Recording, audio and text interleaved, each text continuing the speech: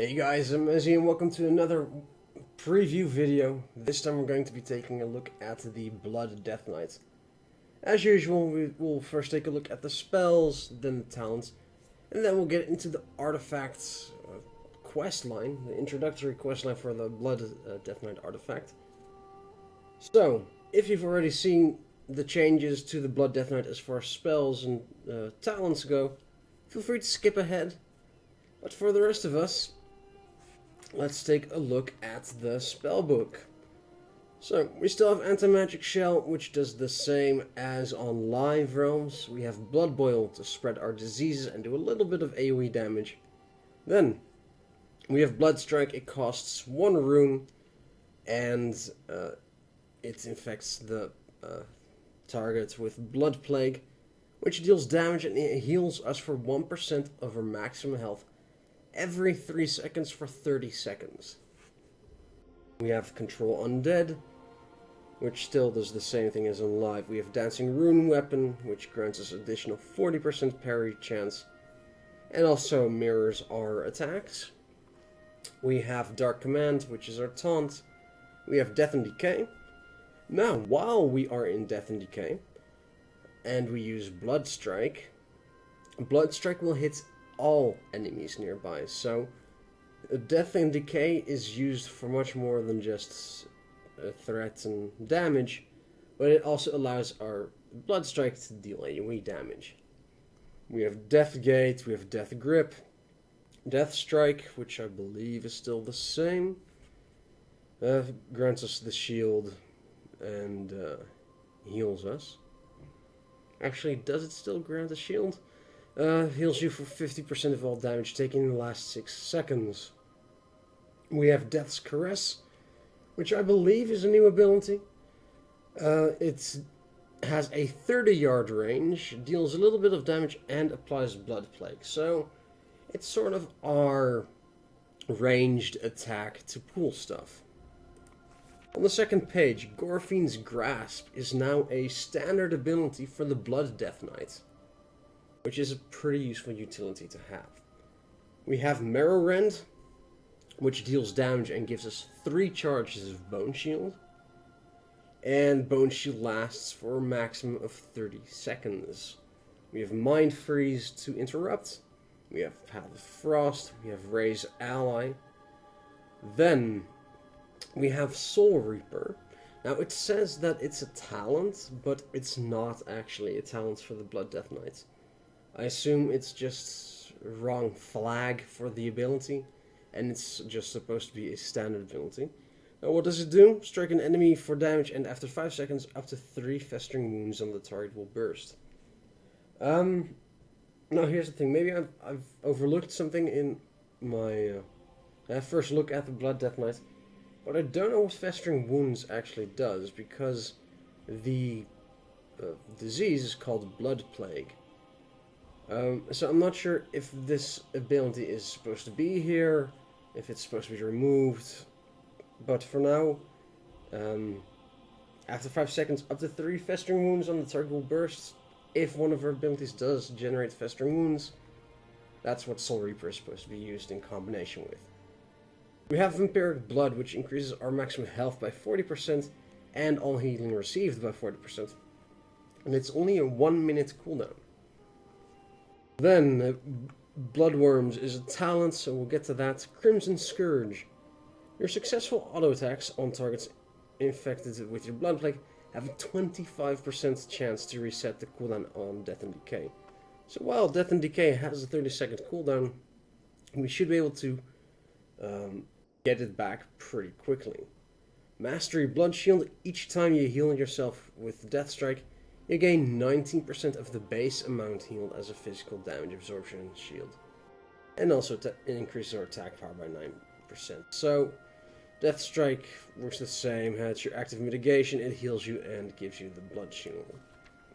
Might of Mograine increases the magnitude of Death Strike critical heals by 50%. On a Pale Horse increases our mount speed by 20%. And let's see, we have one more non-talented passive. Veteran of the Third War increases our stamina, armor, reduces damage taken. So basically, it's what makes us a tank. Let's take a look at the core abilities. As expected, we'll want to use Blood Strike first to get the Blood Plague on the target. And then we'll probably want to start using Marrow Rend, because if we look at the damage is pretty good compared to Blood Strike. Obviously, you need 2 runes instead of 1. But it also generates the charges of Bone Shield. Now, one thing we'll have to figure out is if Bone Shield has a maximum amount of charges you're allowed to have, because we haven't read that anywhere yet. If not, that means you can just stack up those Bone Shield charges and take almost permanent 25% reduced damage, which is pretty nice. Afterwards, when we have Runic Power, we want to use Death Strike, Death and Decay for AoE, together with Blood Boil, and Death Grip for obvious reasons. Alright, so let's take a look at our talents. On the first row we have Bloodworms, Heart Strike, and Consume Vitality. Bloodworms. If your Death Strike would heal you past your full health, you create a Bloodworm, and they explode for shadow damage to all enemies if they aren't fed for 10 seconds, or when you drop below 50% health. Also healing you for the 100% total amount of excess healing. Heart Strike. It replaces Blood Strike, and it deals damage to not just your target, but to 2 other enemies as well. So Heart Strike becomes more of a cleaving ability than just single targets. And it also generates some extra runic power. If you take a look, Blood Strike generates 10 bonus runic power. Heart Strike generates 18 bonus runic power. Consume Vitality drains health from the target over 3 seconds. You can move, parry, and dodge while channeling this ability. It says drain the health. I assume it means it will heal you as well, but we can't be too sure from the description of the ability alone. On the second row we have Bloody Reprisal, Blood Bolt, and Ossuary. Bloody Reprisal. While active any time an enemy's melee attack strike the Deathknight, they become infected with the Blood Plague. If they're already infected, it will immediately deal 3 times its damage. It's a 1.5 minute cooldown, and it has 6 charges. So potentially your target will get hit by the damage from Blood Plague for 18 times. 3 times per charge, 6 charges. Blood Bolt. Hurl a glob of blood at an enemy, dealing damage and damage to nearby enemies as well, and they're infected with the Blood Plague again. And it replaces Death's Caress. So again, just like Heart Strike, it just doesn't hit your single target anymore, it hits things nearby as well. And finally, Ossuary, standing in your Death and Decay, also causes Marrow Rend to hit multiple targets. And if it hits at least 2 targets, an additional Bone Shield charge has a chance to be generated. So not just 3 charges, but a potential for 4 charges per Marrow Rend. The next row. Rapid Decomposition, Red Thirst, Anti-Magic Barrier. Rapid Decomposition, your Defile or Death and Decay deals 25% more damage to targets infected by Blood Plague, and you gain 50% increased healing from Blood Plague when standing in your Death and Decay. So let's see, how much did it heal us? Normally 1%, so it'll heal us for 1.5% health instead of 1. Red Thirst. Vampiric Blood instantly energizes 1 rune and increases your runic power generation by 10% for its duration. Let's see, Blood Plague was on a 1 minute cooldown. And how long does it last? For 10 seconds. So that means for 10 seconds you'll also have 10% increased rune power generation. Runic power. And then the last one, Anti-Magic Barrier. Anti-Magic also increases your health by 25%. So it becomes a bigger cooldown, and it's not just usable against magic attacks anymore. Next row, Rune Tap, Purgatory, and Mark of Blood. Rune Tap, pretty sure does the same as on live, consumes a rune to restore 20% of your health.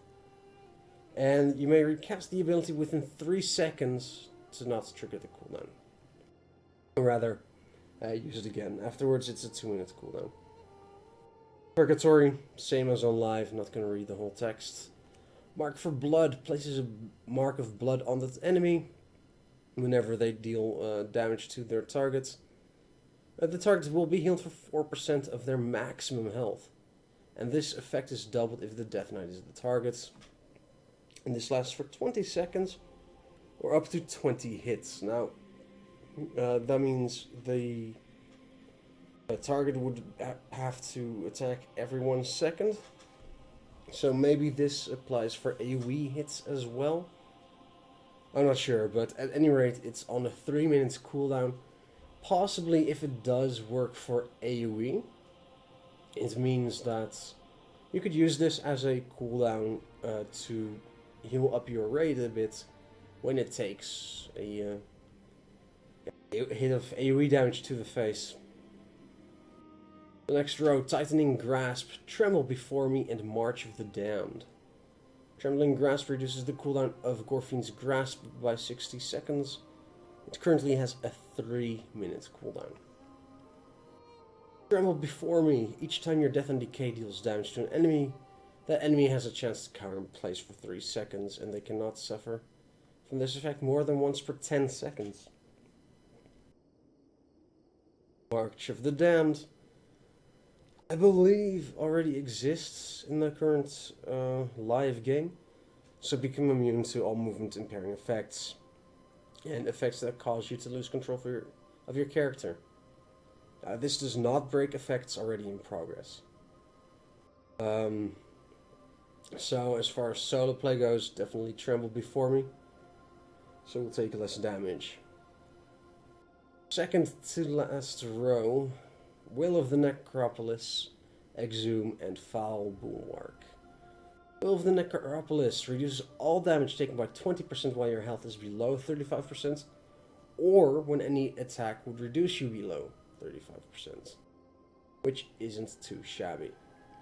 Exhume, gain a charge of Bone Shield every second for 10 seconds. Another 1-minute defensive cooldown. You can seriously get a lot of defensive cooldowns as a Blood Deathknight. And basically within 10 seconds you'll have had 10 charges of Bone Shield. And finally, Foul Bulwark. Each application of Bone Shield increases your maximum health by 5%. Now I'm going with this one because it means that, assuming I have, for example, 3 Bone Shield charges, my health will be increased by 15%, meaning the shield I will gain from using Death Strike will also be larger. And this, of course, can be used for the entire fight, as opposed to 10 charges of Bone Shield every 1 minute. Even though it is just a 1-minute cooldown, I think Foul Bulwark will work out better. Then the last row, Bone Storm, Blood Mirror, and Blood Beasts. So, Bone Storm from Lord Merogar. A whirl of bone and gore batters nearby enemies 3 times per second to deal damage, healing you for 1% of your maximum health per strike. And this lasts 6 seconds. So, 3 times per second, again, this heals you for 18% on just one target, assuming they get hit for all 6 seconds. And it's a 1-minute cooldown. So, once per minute, you can get 18% health and deal some damage. And this is, of course, per enemy hits. Per strike, so that's a lot of health if it's an AoE situation. Blood Mirror afflicts an enemy with Blood Mirror for 10 seconds. While active, 20% of any damage dealt to you is redirected to the target.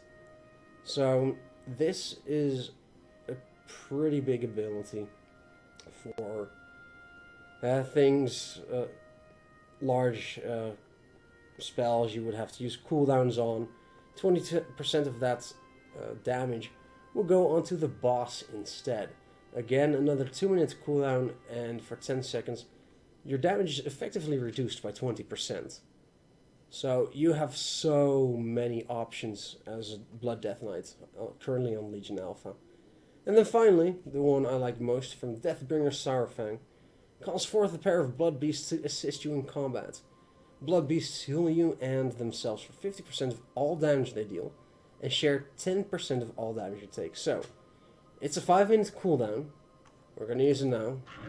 You summon 2 of these Blood Beasts, which are pretty cool. They don't last for very long, sadly. It's a 5-minute cooldown, but again, 10% reduced damage. They heal you and themselves, which are all of the talents. You have a lot of choices as a Blood Death Knight. I definitely feel like this is one of the more interesting talent trees I've seen on Alpha so far. So with that said, now that we're finally through all that, let's start with the Artifact Chain Quest. So, when I logged in, the Lich King talked to me in my mind. I'm sure as Death Knight I'm actually going crazy. But as usual, I'll read out the quest description. A chilling thought brushes your mind. Hear me, Barin. The Legion has returned. They hope to control us, to bend us to their will. Fools, they only walk back within reach of our blades. Your brethren within Dalaran have begun to gather at Crassus's Landing. Go, meet with the Duke Lancral, and all will be explained. Alright, so, sadly, we cannot mount. As soon as I open the Collections tab, I disconnect, which really sucks. But it just means traveling is going to take longer. Now, I really hope that I do not actually have to mount for anything, because that would suck.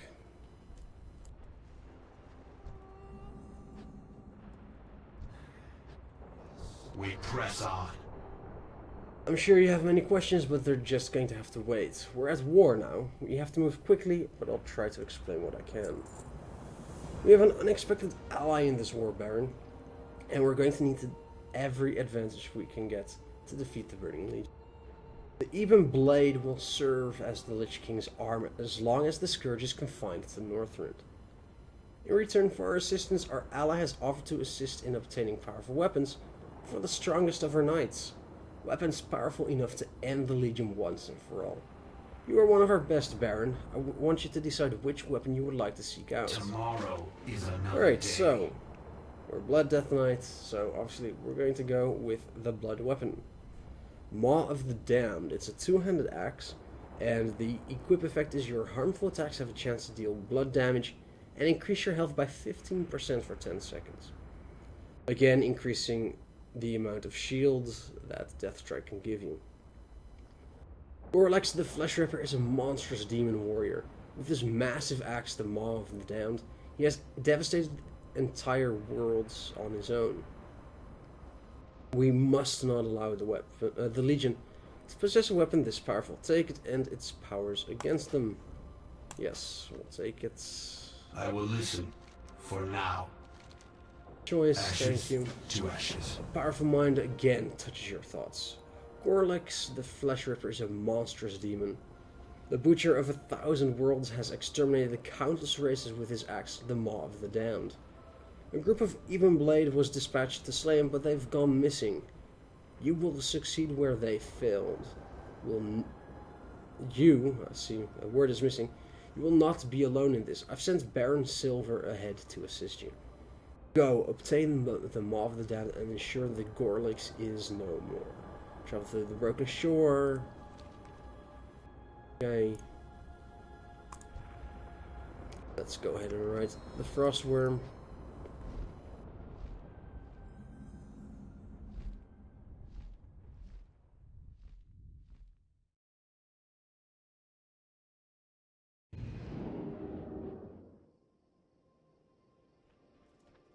Okay.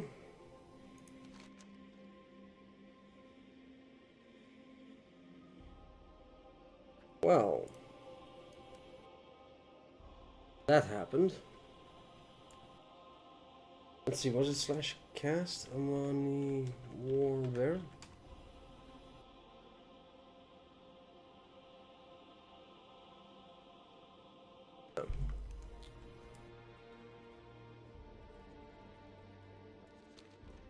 Okay, this kind of sucks.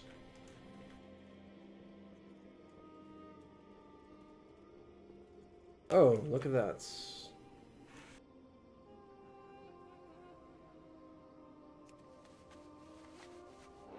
it's slash use. Control. That makes it easier. Enter into the Legion portal. How am I going to get there?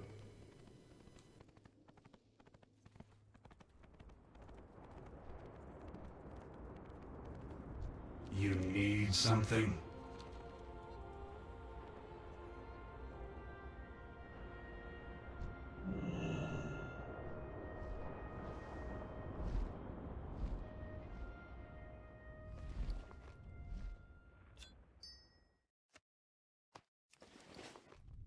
If this happens again, I'll pause the recording and see if I can't find another.